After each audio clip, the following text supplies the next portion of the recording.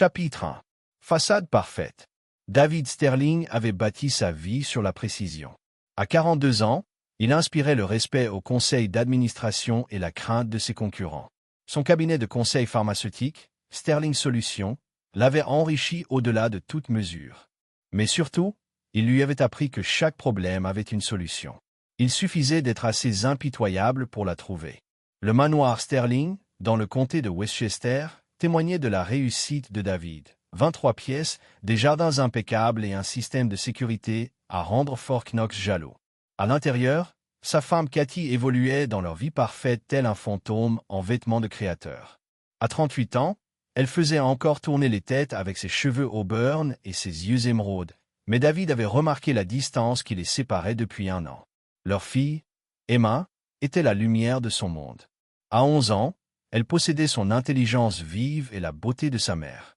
Elle excellait en tout, le violon, les mathématiques, l'équitation. David avait des projets d'avenir, des plans détaillés qui garantiraient qu'elle ne manque de rien. Mais la perfection, avait appris David, était souvent illusoire. Tout avait commencé avec les plaintes d'Emma concernant des douleurs cervicales, des douleurs aiguës et persistantes qui la rendaient somnolente pendant les répétitions de violon. Cathy a mis cela sur le compte de douleurs de croissance, mais David a insisté pour l'emmener chez le docteur Morrison, leur médecin de famille. Le premier examen n'a rien révélé de flagrant, et Morrison a suggéré qu'il pourrait s'agir de stress ou d'une mauvaise posture. Peut-être passait-elle trop de temps penchée sur ses livres. Cathy avait suggéré que sa voix portait ce ton distant que David avait appris à mépriser. Mais la douleur persistait, s'aggravant. Emma a commencé à avoir du mal à dormir, et David a remarqué qu'elle se frottait constamment la nuque. Lorsqu'elle a commencé à avoir des maux de tête pendant les cours, David a pris une décision. « On l'emmène chez le coiffeur » a-t-il annoncé. Un samedi matin, parfois, un bon massage du cuir chevelu soulage les tensions. Le visage de Cathy est devenu pâle l'espace d'un instant.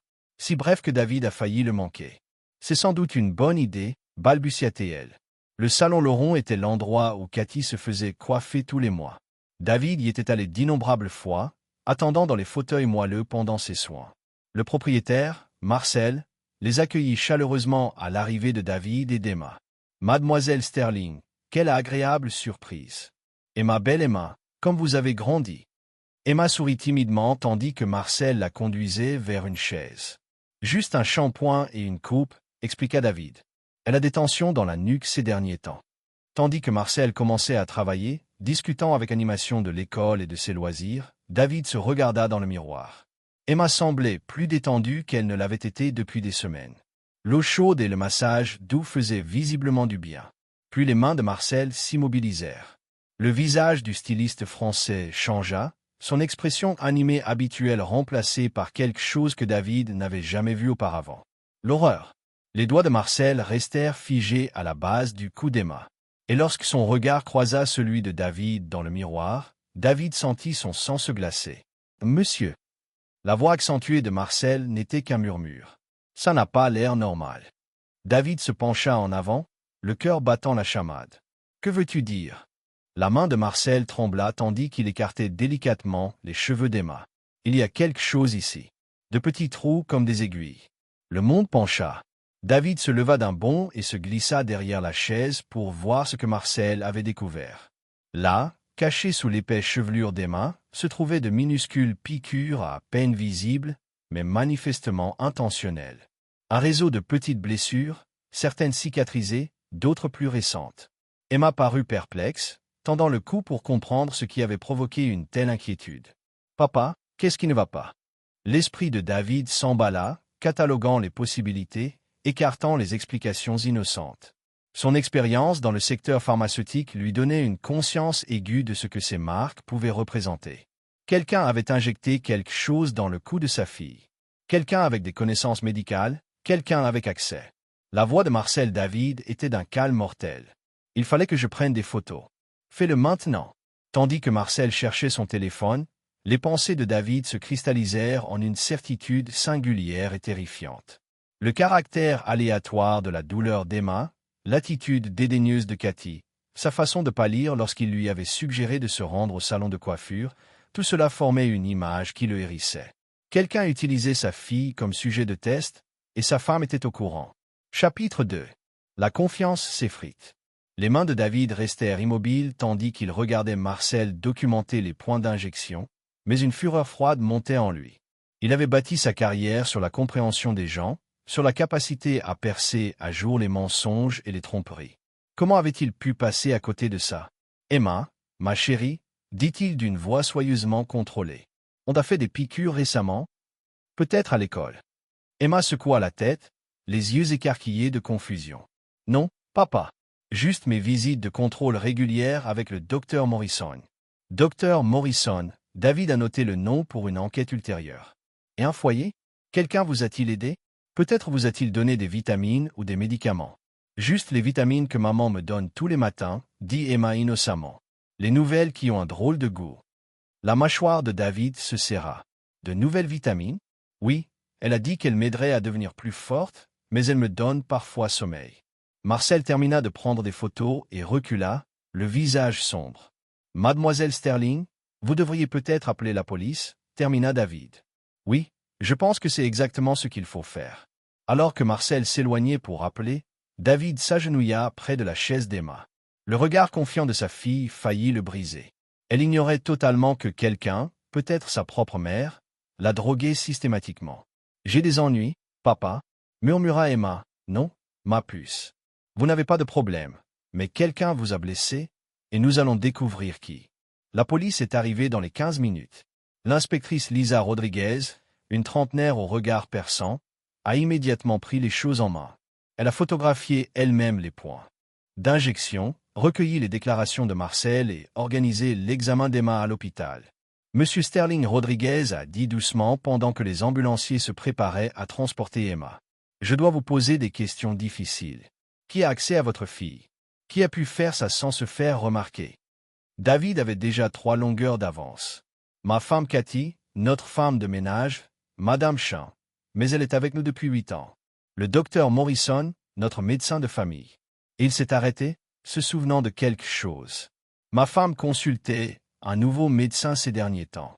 Quelqu'un qu'elle avait rencontré à son cours de yoga. Quel genre de médecin? Elle a dit que c'était un psychiatre. Le docteur Alex Hoffman. Elle a prétendu qu'il l'aidait à gérer son anxiété.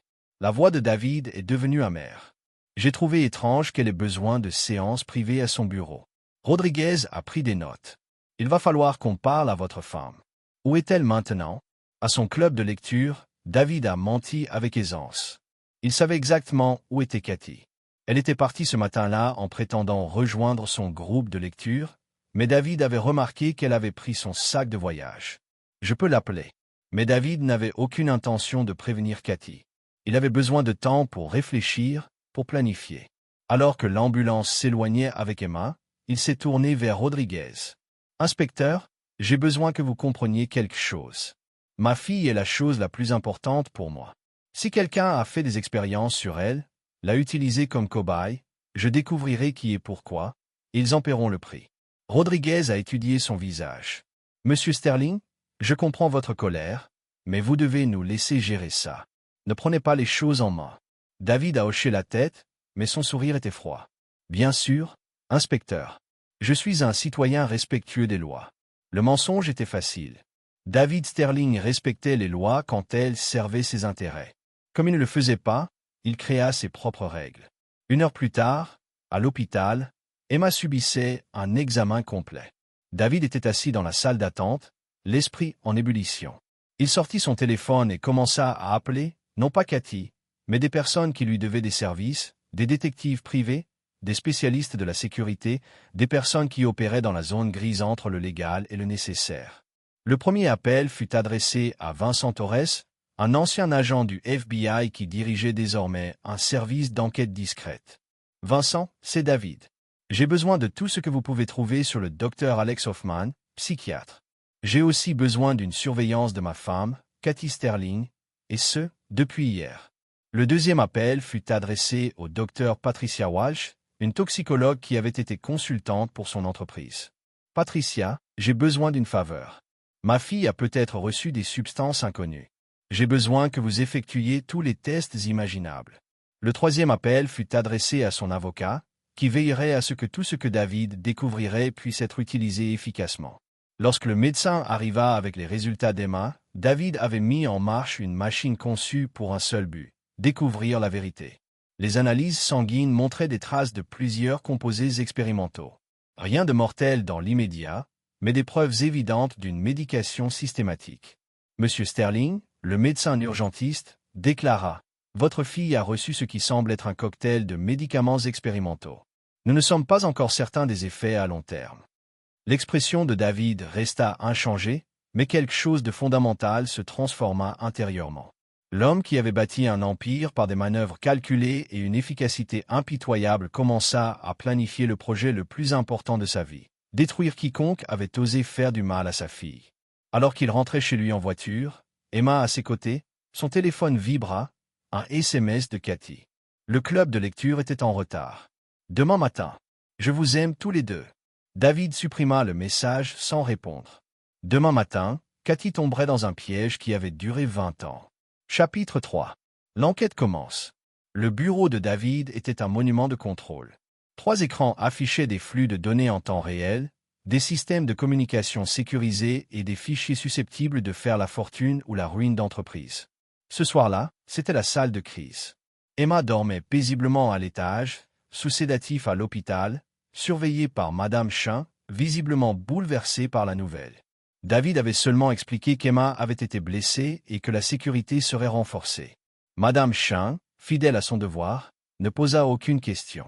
Vincent Torres arriva à minuit, un ordinateur portable à la main et l'air sombre. L'ancien agent du FBI avait bien vieilli à 55 ans, ses cheveux gris et son visage buriné lui donnant l'air de quelqu'un qui avait vu les pires pulsions humaines. « Votre femme est à l'hôtel Grandview », annonça Vincent sans préambule. Chambre 412. Elle n'est pas seule. Les doigts de David se crispèrent sur sa tasse de café. Dr Hoffman, entre autres. David, ce que je vais vous dire va vous faire mal. Je vous écoute. Vincent ouvrit son ordinateur portable, révélant des photos de surveillance prises au téléobjectif. Cathy était clairement visible entrant dans l'hôtel avec un homme que David ne reconnaissait pas. Grand, brun, vêtu de vêtements coûteux. Mais ce qui fit bouillir David, c'était la 3e personne, le docteur Rebecca Morrison, l'épouse de leur médecin de famille. Le docteur Hoffman n'est pas psychiatre, poursuivit Vincent. C'est un biochimiste qui a perdu son droit d'exercer la médecine il y a 3 ans pour avoir mené des essais cliniques non autorisés sur des humains. Le couple avec qui il est, les Morrison, est dans le même bateau. David a étudié les photos avec le détachement qu'il avait cultivé dans les affaires. Depuis combien de temps? D'après les documents financiers, au moins 18 mois. L'argent a afflué de comptes offshore vers leurs finances personnelles. Mais David, c'est pire. Vincent a affiché un autre écran affichant les dossiers médicaux. Emma n'est pas leur seule victime. Il y a 4 autres enfants, tous issus de familles aisées, présentant tous des symptômes similaires. Les parents pensent recevoir des traitements de pointe pour diverses maladies. Quel genre de traitement? Des médicaments améliorant les fonctions cognitives, des composés expérimentaux conçus pour améliorer l'intelligence, la mémoire et la concentration. Votre femme a proposé Emma comme cobaye contre de l'argent. La voix de Vincent était soigneusement neutre. Beaucoup d'argent, 2 millions de dollars sur 18 mois. David s'est levé et s'est dirigé vers la fenêtre, contemplant son jardin parfaitement entretenu. Au loin, des lumières de sécurité éclairaient le périmètre de la propriété. Tout semblait normal, paisible, mais sous la surface, son monde avait été systématiquement violé. Les autres enfants, a-t-il demandé, auraient subi des dommages neurologiques permanents, et dans un coma artificiel.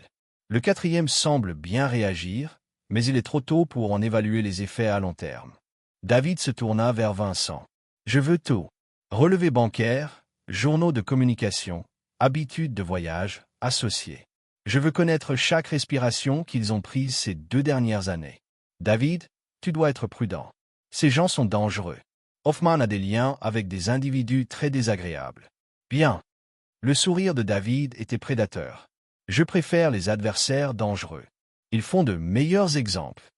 Vincent ferma son ordinateur portable. Que prépares-tu? Justice, répondit David. Cathy a fait un choix en vendant la sécurité de notre fille pour de l'argent. Le docteur Hoffman et les Morrison ont fait un choix en décidant d'utiliser des enfants comme des rats de laboratoire. Maintenant, je vais faire mes propres choix. À 3 heures du matin, Le téléphone sécurisé de David sonna. La voix de l'inspecteur Rodriguez était tendue. « Monsieur Sterling, nous avons essayé de joindre votre femme. Le numéro que vous nous avez donné est coupé. » « C'est intéressant, » dit David, cependant. Il n'était pas surpris. Vincent avait déjà confirmé que Cathy utilisait des téléphones prépayés depuis des mois. Nous avons également vérifié les qualifications du docteur Hoffman. Il n'existe aucune trace de son agrément à New York. Monsieur Sterling, je pense que votre femme est peut-être en danger. David faillit rire. Cathy était en danger, mais pas de la part d'Hoffman. Inspecteur, j'apprécie votre inquiétude. Y a-t-il autre chose que je devrais savoir? Nous obtenons un mandat d'arrêt contre le cabinet du docteur Morrison. Et Monsieur Sterling, nous pourrions avoir besoin de vous et d'Emma pour témoigner. Bien sûr, nous coopérons pleinement. Après avoir raccroché, David ouvrit un email sécurisé et commença à taper. Son message fut envoyé à 12 destinataires différents sur 3 continents, des spécialistes de divers domaines qui avaient travaillé avec lui au fil des ans. Au matin, il aurait un profil psychologique complet de chaque cible, une analyse financière détaillée et surtout, une évaluation complète de leur vulnérabilité. David Sterling avait passé 20 ans à bâtir un réseau de relations basé sur le bénéfice mutuel et la discrétion absolue. Ce soir-là, il commencerait à réclamer toutes les faveurs, à exploiter chaque détail. Il s'efforçait de maintenir une connexion stable et d'utiliser toutes les ressources à sa disposition. Les 4 personnes qui avaient utilisé sa fille comme sujet de test pensaient avoir affaire à un riche homme d'affaires qui s'appuierait sur la police et les avocats pour obtenir justice. Ils étaient sur le point de découvrir leur erreur. David était bien des choses, PDG, philanthrope, père dévoué. Mais avant tout, c'était un prédateur qui dormait. Et maintenant, quelqu'un menaçait sa petite. À l'aube sur le comté de Westchester, David Sterling s'attaqua au projet le plus important de sa vie, l'anéantissement total de tous ceux qui osaient s'en prendre à sa fille. La chasse avait commencé. Chapitre 4. Retour à la maison. Cathy Sterling rentra chez elle à 8h47. Son sac de voyage était nonchalamment en bandoulière, son visage affichant l'expression de légère fatigue qui accompagne une nuit tardive avec France. Elle était magnifique dans la lumière matinale, ses cheveux auburn accrochant le soleil, ses mouvements gracieux et expérimentés.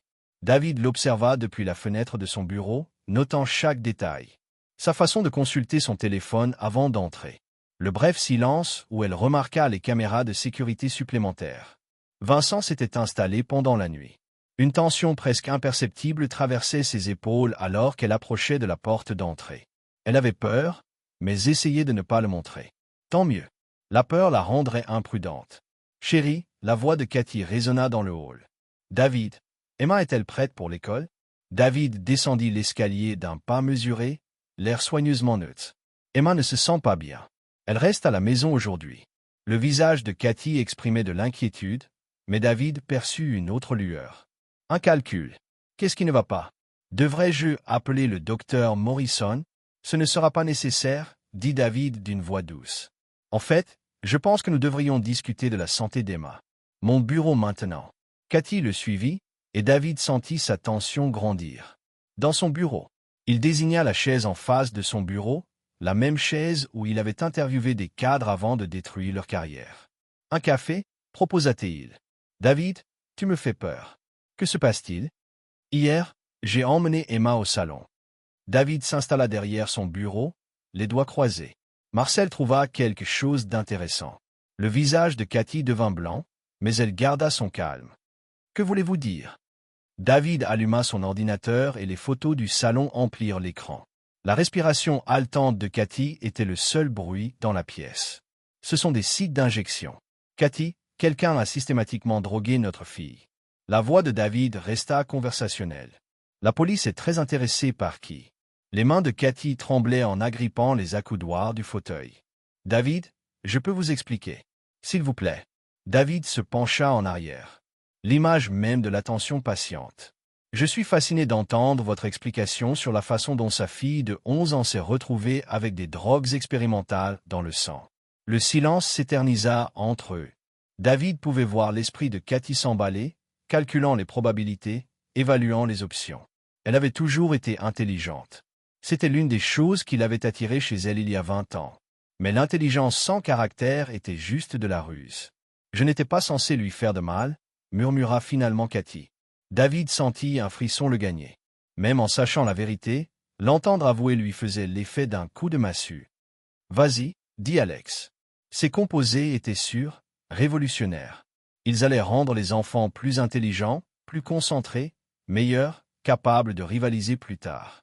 Les mots de Cathy s'accéléraient, comme si la confession pouvait mener à l'absolution. Emma avait des difficultés en maths. Et je me suis dit, tu pensais utiliser notre fille comme cobaye pour des médicaments expérimentaux? La voix de David trancha son explication comme une lame de rasoir. Pour de l'argent? Cathy tressaillit. Ce n'était pas une question d'argent. 2 millions de dollars, Cathy. C'est une somme considérable pour quelqu'un qui prétend que ce n'était pas une question d'argent. Le visage de Cathy se vida complètement. Comment sais-tu pour tes comptes offshore, tes réunions secrètes, ton partenariat avec le Dr Hoffman et les Morrison? David sourit et Cathy recula. Je sais tout, Cathy. La question est, que vais-je faire? Le sang-froid de Cathy finit par se fissurer.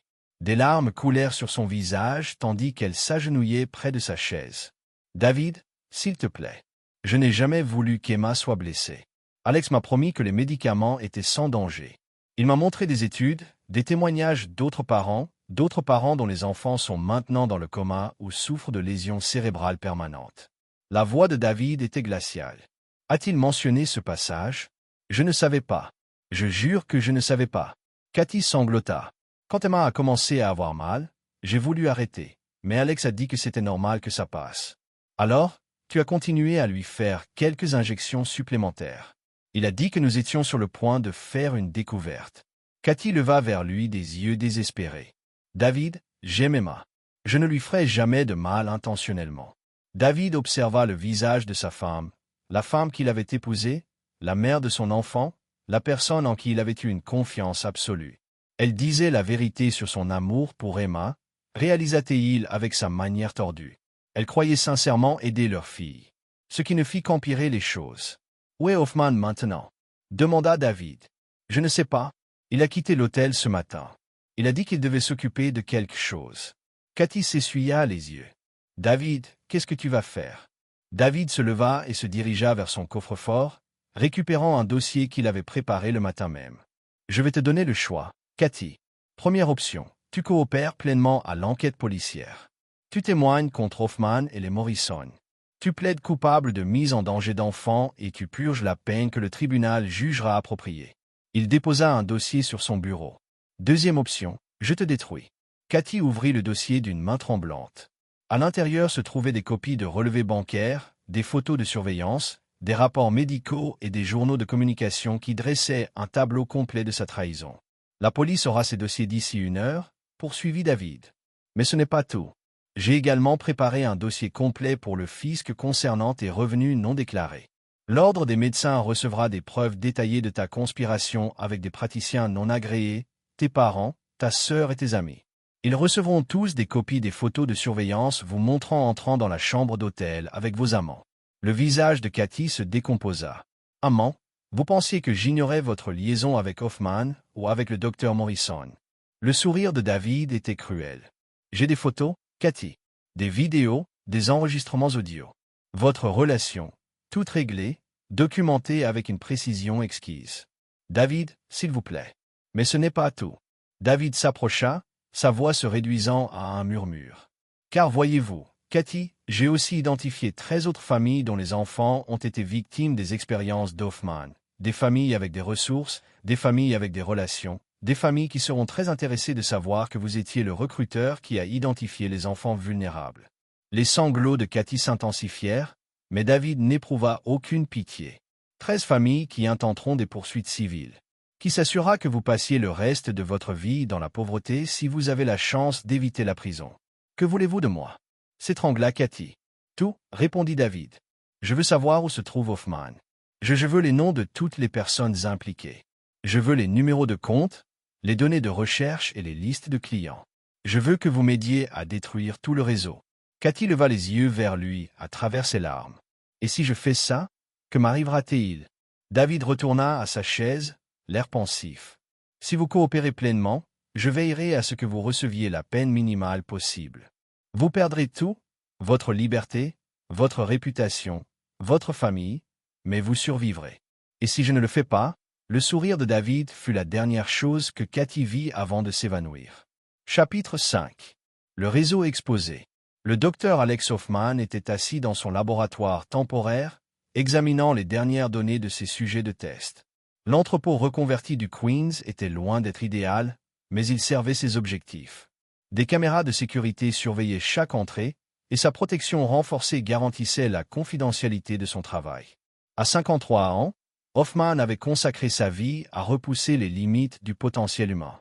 Ses théories sur l'amélioration cognitive étaient en avance de plusieurs décennies sur leur temps, ce qui expliquait pourquoi le corps médical avait été si menacé par ses recherches. La perte de sa licence a été un revers, pas un échec. Une défaite. La jeune Sterling avait particulièrement bien réagi à la nouvelle série de composés. Son QI avait augmenté de 37 points en 18 mois et ses capacités de reconnaissance de forme approchaient le niveau du génie. La douleur cervicale était un effet secondaire regrettable, mais un inconfort temporaire était un faible prix à payer pour le progrès de l'évolution. Son téléphone vibra, accompagné d'un SMS de Cathy. David sait qu'il doit le rencontrer de toute urgence. Hoffman supprima le message sans répondre. Il s'y attendait. Les parents fortunés étaient notoirement protecteurs, et David Sterling avait la réputation d'être particulièrement impitoyable en affaires. L'homme menacerait sans aucun doute de poursuites judiciaires, exigerait des explications, et peut-être même contacterait les autorités. Peu importait.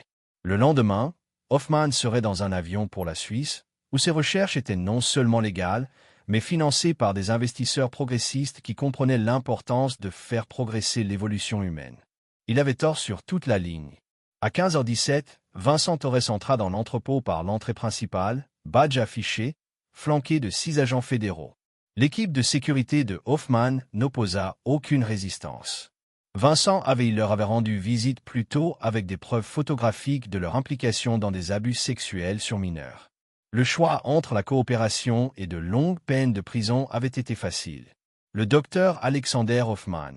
Vincent annonça: « Vous êtes en état d'arrestation pour mise en danger d'enfants, exercice illégal de la médecine et complot en vue de commettre des agressions. » Hoffman resta calme tandis que les menottes s'enclenchaient. « Je veux mon avocat. »« Il vous en faudra. » Acquiesça Vincent. « Mais d'abord, parlons de vos recherches. » Dans le laboratoire improvisé de l'entrepôt, les agents fédéraux documentaient tout, des fioles de composés expérimentaux, des dossiers médicaux détaillés sur des dizaines d'enfants, des relevés financiers attestant des paiements de parents désespérés, plus accablant encore, des enregistrements vidéo d'Hoffman décrivant ces sujets comme des pertes acceptables pour l'avancement de la science.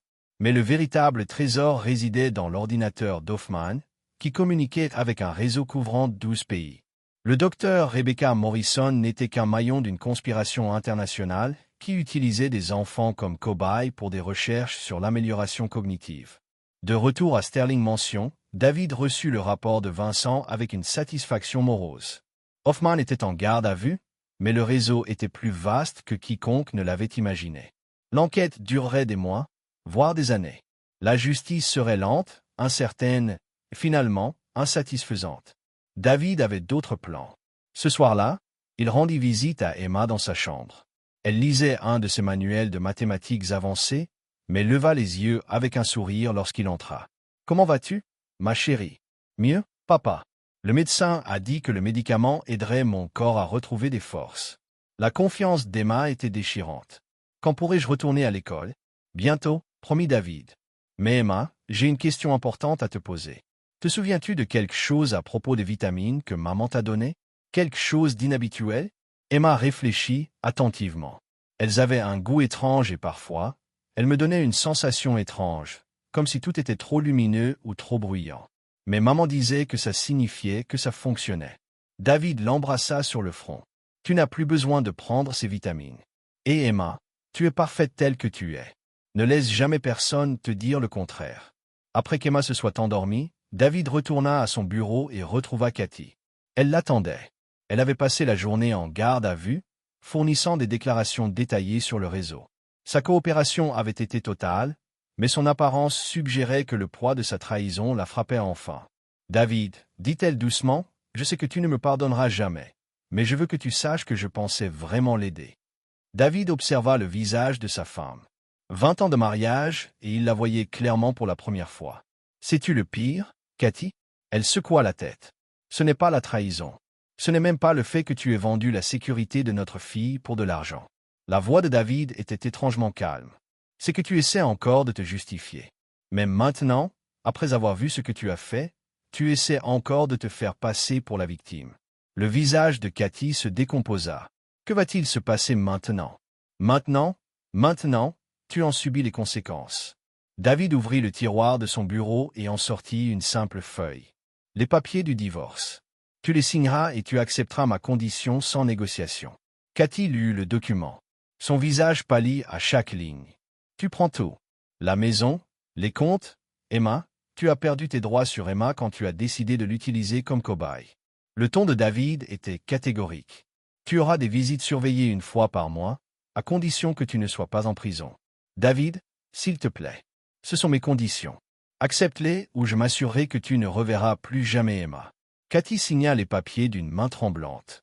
En posant son stylo, David fit une dernière offre. « Il y a un moyen pour toi d'obtenir une petite rédemption, Cathy. » Elle leva les yeux avec espoir. « Aide-moi à trouver les autres réseaux. Aide-moi à identifier chaque enfant qui a été blessé. Aide-moi à détruire chaque personne impliquée dans cette conspiration. » David se pencha en avant. « Consacre le peu de vie qu'il te reste à réparer les dégâts que tu as contribué à créer. » Cathy hocha la tête à travers ses larmes. « Je ferai tout ce qu'il te reste. »« Bien, » répondit David. « Parce que demain, nous partons à la chasse. » Chapitre 6. La chasse commence.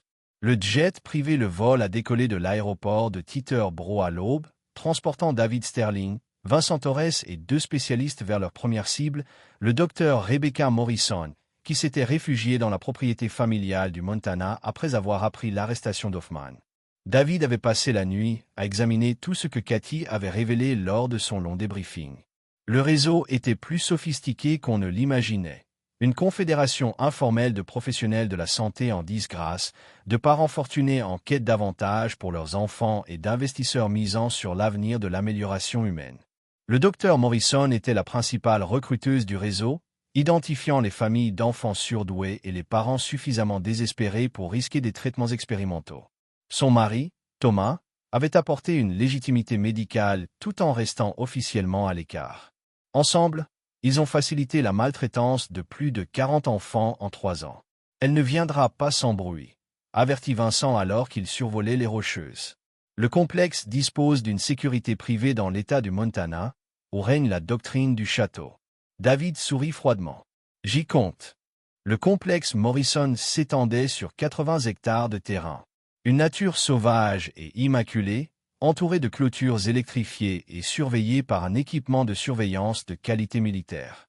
Le docteur Rebecca Morrison l'avait hérité de son grand-père, un industriel paranoïaque qui croyait que le gouvernement finirait par s'emparer de sa fortune. Alors que ses hélicoptères survolaient la propriété, David pouvait voir des gardes armés patrouiller le périmètre. Le docteur Morrison se préparait visiblement à un siège. Elle serait déçue d'apprendre que David n'avait aucune intention d'assiéger quoi que ce soit. Au contraire, il avait acheté le domaine. La transaction avait été conclue le matin même par l'intermédiaire d'une société écran. Les anciens propriétaires, les proches du docteur Morrison, avaient été plus que ravis de le vendre dès qu'ils avaient eu connaissance des activités de Rebecca. La loyauté familiale avait ses limites, surtout lorsque des poursuites pénales fédérales étaient en jeu. Docteur Morrison. La voix de David résonna dans le domaine par les haut-parleurs. « Ici David Sterling. Vous avez 1 heure pour vous rendre aux autorités fédérales. Si vous n'obtempérez pas, vous serez expulsé de force. » Grâce aux caméras de sécurité du domaine, David observa la réaction paniquée du docteur Morrison. Elle se trouvait dans le centre de communication de la maison principale, passant frénétiquement des appels téléphoniques. Appel. Son équipe de sécurité prenait des positions défensives, mais leur langage corporel a suggéré une incertitude. Vincent a activé un 2e canal. Personnel de sécurité, c'est l'agent spécial Torres. Vous êtes ordonné de rester en bas immédiatement. Le docteur Morrison est un fugitif fédéral et toute personne qui l'aidera sera accusée d'obstruction à la justice. La réponse a été immédiate. 4 des 6 gardes ont posé leurs armes et se sont dirigés vers la porte principale. Les deux autres semblaient déterminés à faire position avec le docteur Morrison. 43 minutes, a annoncé David. À l'intérieur de la maison principale, le docteur Morrison criait dans son téléphone. « Tu m'as promis de protection. Vous avez dit que le composé était sécurisé. » La voix à l'autre extrémité était calme, mais finale. « Rebecca, vous êtes devenue une responsabilité. Nous coupons des liens. Vous ne pouvez pas m'abandonner. Je sais tout sur le réseau, c'est exactement pourquoi vous devenez trop dangereux pour soutenir. » La ligne est devenue morte. Le docteur Morrison a regardé le téléphone avec incrédulité, puis a commencé à détruire les disques durs et à brûler des documents. Si elle descendait, elle avait l'intention de prendre les secteurs du réseau avec elle. Elle était trop tard. L'équipe de Vincent avait surveillé toutes les communications électroniques du composé de la semaine dernière. Chaque appel téléphonique, chaque email, chaque transfert de données avait été enregistré et analysé. Les tentatives frénétiques du docteur Morrison de destruction des preuves confirmaient simplement les informations qu'il possédait déjà. 30 minutes, a annoncé David. Le docteur Morrison est apparu à la porte d'entrée de la maison principale, flanqué de ses deux gardes restants. Elle était une grande femme dans la cinquantaine, aux cheveux argentés et aristocratiques, mais son sang-froid craquait sous pression. « Monsieur Sterling, elle a appelé. Je sais que vous voulez la justice pour votre fille. Mais vous ne comprenez pas la vue d'ensemble. Nos recherches allaient profiter à tous les enfants. » David a activé son microphone. « Docteur Morrison, vous empoisonnez systématiquement les enfants pour de l'argent. Les croyants, et leur confiance, ont fait preuve d'agents fédéraux. » S'éloignant. 10 minutes seul à la porte d'entrée, le docteur Morrison gambit final. « Monsieur Sterling, j'ai des informations sur d'autres réseaux.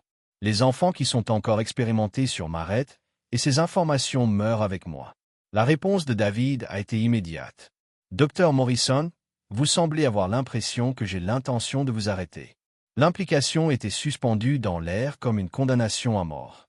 Le docteur Morrison a trébuché en arrière, comprenant finalement que David Sterling n'était pas un homme qui comptait uniquement sur les remèdes légaux.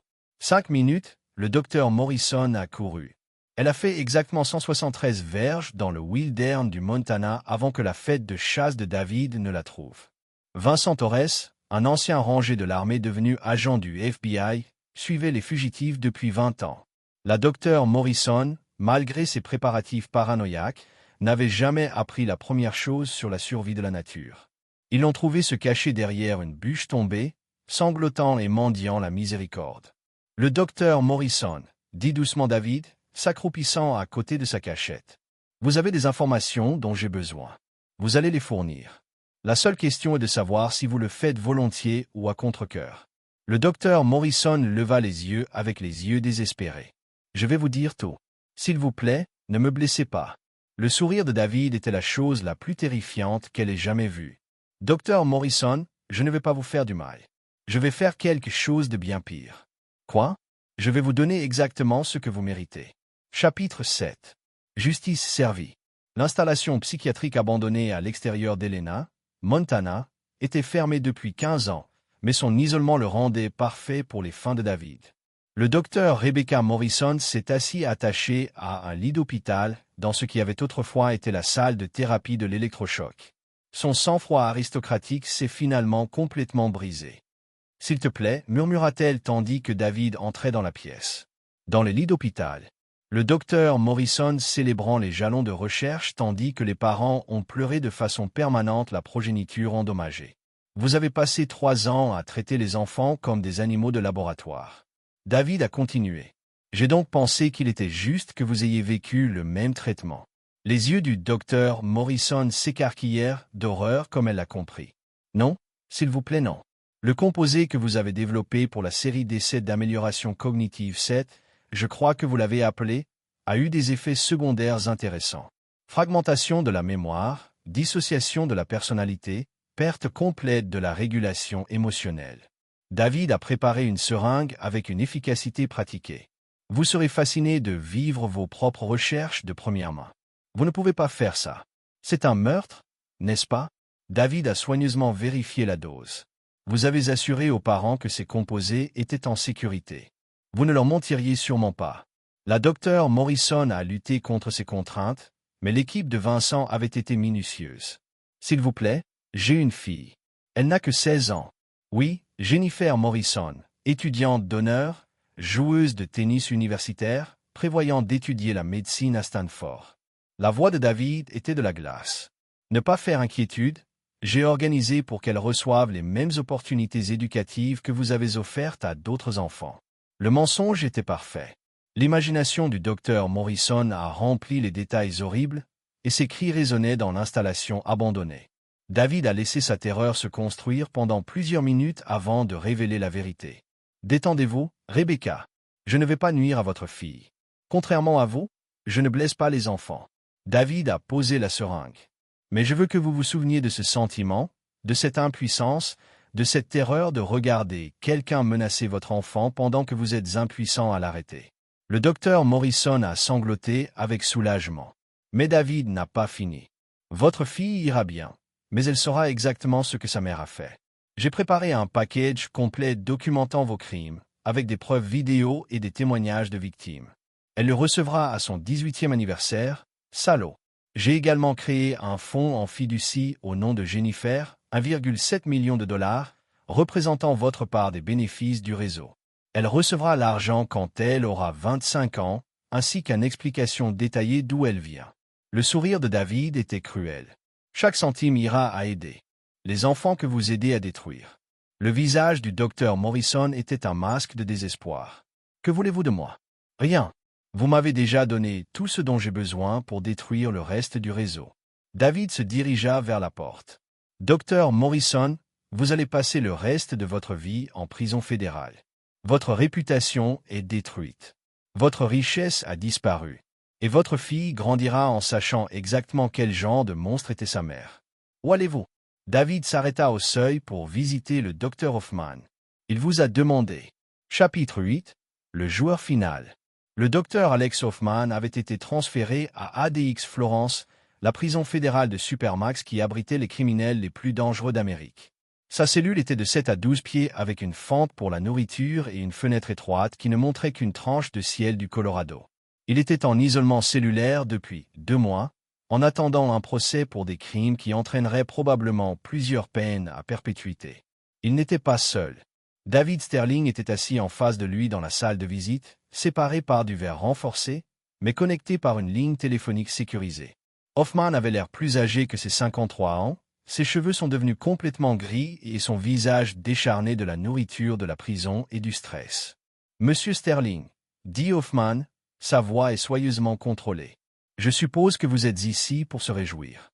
En fait, je suis là pour vous offrir un accord. » Les sourcils de Hoffman ont augmenté. « J'écoute. » David a glissé un dossier de l'autre côté de la garde dans la Caraïbe avec l'île de laboratoire et l'équipement de recherche. Le laboratoire, le financement de la recherche de 50 millions de dollars et la liberté complète de votre travail. Le ton était une question de fait. Cela semble trop beau pour être vrai. Que voulez-vous vraiment? L'expression de David n'a pas changé.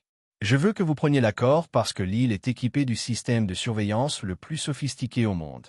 Chaque instant de votre vie sera surveillé et enregistré. Chaque expérience que vous effectuez sera documentée. Chaque sujet de test sera soigneusement examiné et protégé. Le visage de Hoffman s'assombrit alors que la compréhension s'appuyait. Vous m'offrez une prison déguisée en paradis.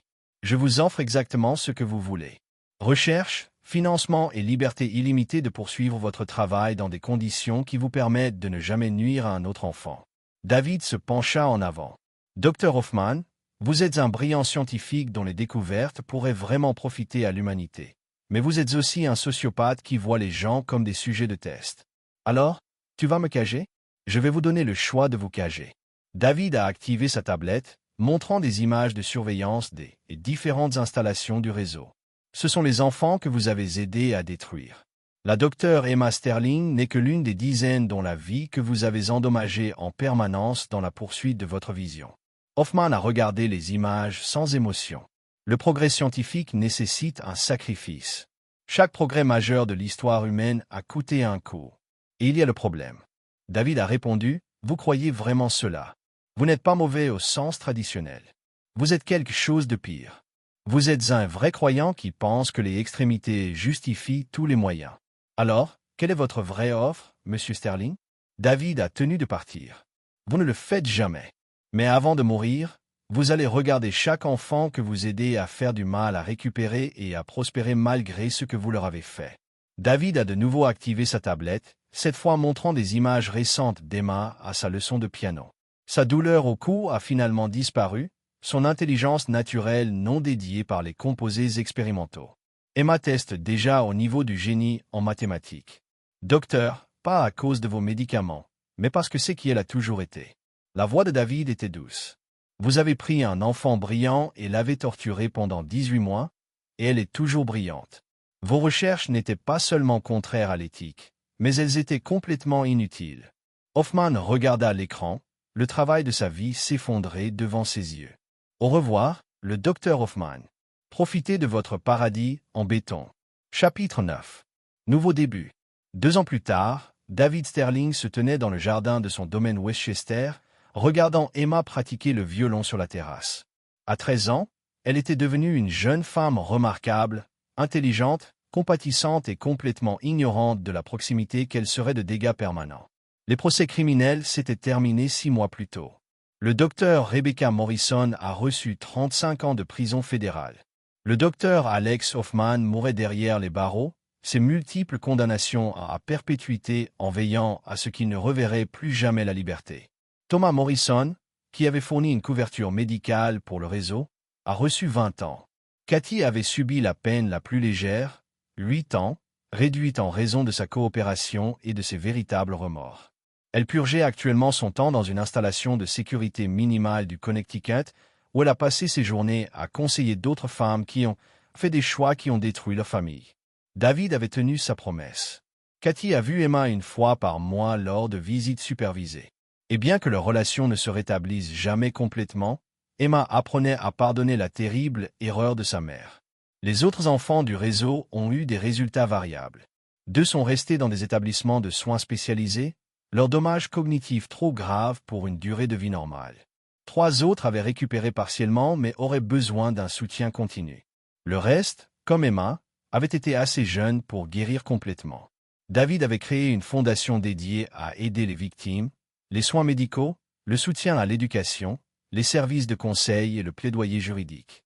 La fondation a été entièrement financée par les actifs saisis du réseau et opérait sous le principe simple selon lequel les enfants n'ont jamais été des pertes acceptables dans la poursuite du progrès.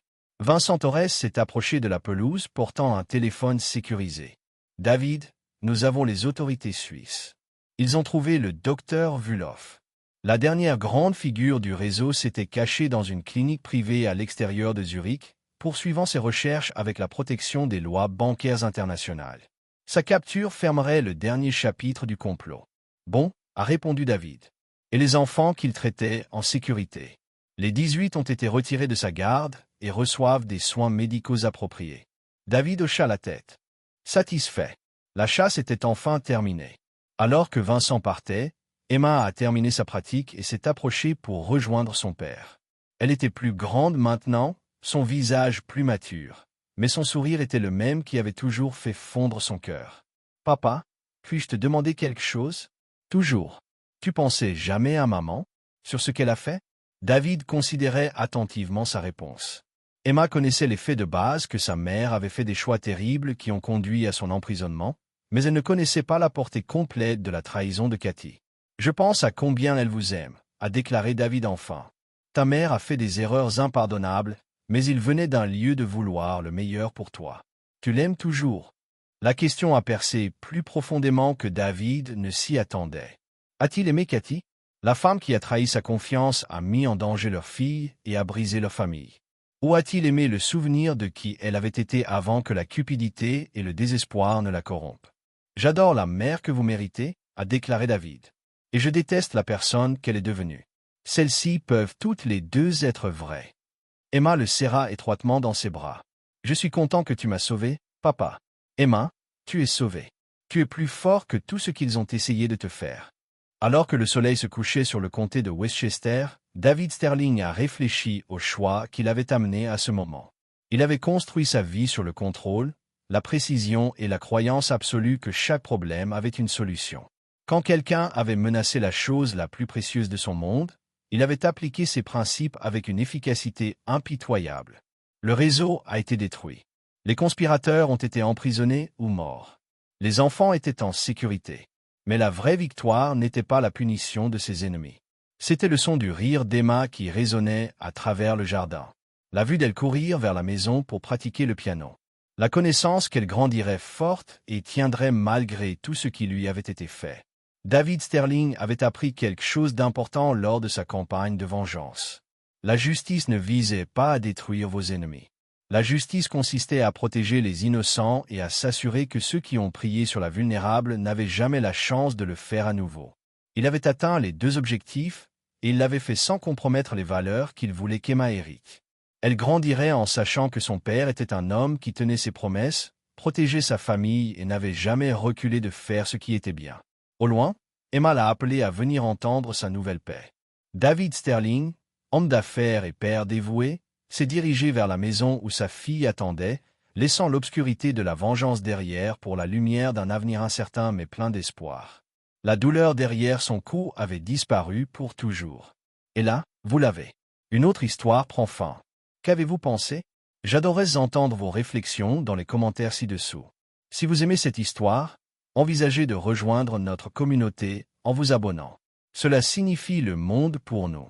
Pour plus d'histoires comme celle-ci, consultez les vidéos recommandées à l'écran, et je vous verrai.